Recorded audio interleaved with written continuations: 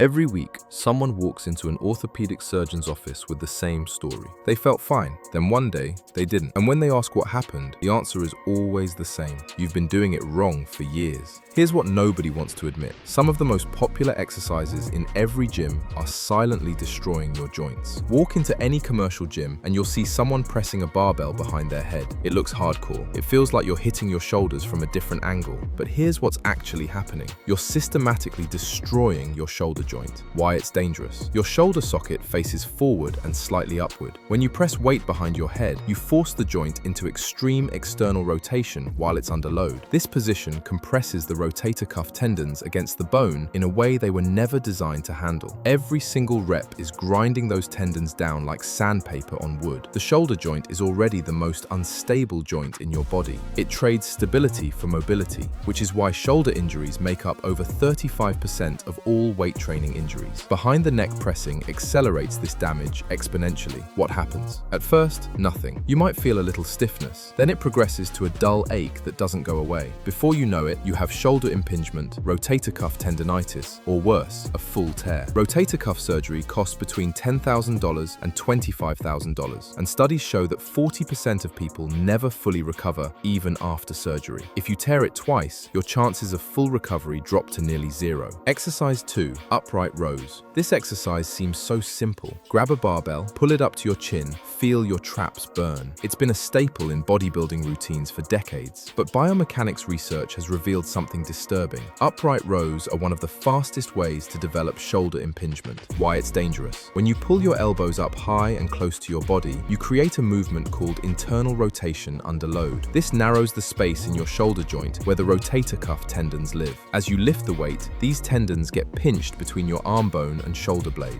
Imagine dragging a rope back and forth over a sharp edge. Eventually, the fibers fray and tear. That's exactly what's happening inside your shoulder with every rep. The higher you pull, the worse it gets. What happens? Shoulder impingement doesn't announce itself with sudden pain. It creeps up slowly. First, you notice clicking or popping, then discomfort during overhead movements. Eventually, even reaching into the back seat of your car becomes painful. Physical therapy might help early on, but advanced cases require surgical decompression, months of recovery, and permanent limitations on what you can lift. Exercise 3. Smith machine squats. The Smith machine looks like the perfect training tool. The bar is attached to a track, so you can't fall. You can focus purely on pushing weight. Gyms market it as safer than free weight squats. But the truth is, it's creating injuries that take months or years to recover from. Why it's dangerous. Your body doesn't move in perfectly straight lines. Your torso angle adjusts, and your feet make micro adjustments for balance. The Smith machine eliminates all of this. It forces you into a fixed vertical path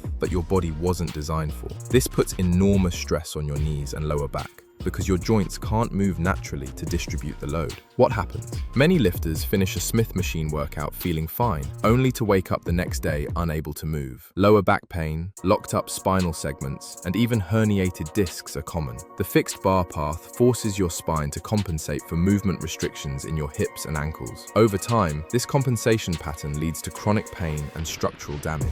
Do this instead. Barbell back squats or goblet squats. Yes, free weight squats require more balance and coordination. That's the point. Your body needs to learn how to stabilize itself under load. Start with goblet squats, holding a kettlebell at chest height. This teaches proper depth and keeps your torso upright.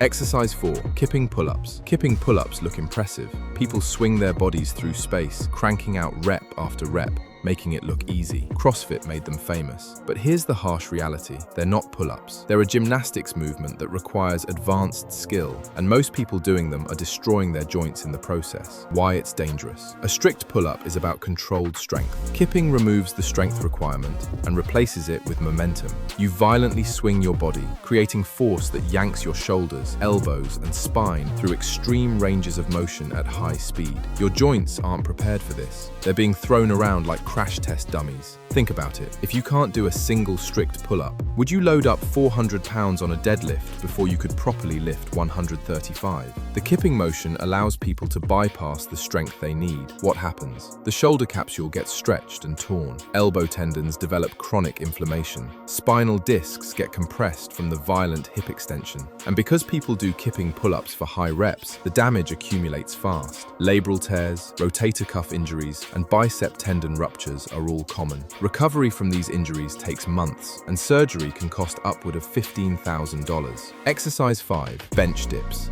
Bench dips are everywhere. They require no equipment, they're easy to learn, and they make your triceps burn. People do them at home, in hotel rooms, in the park.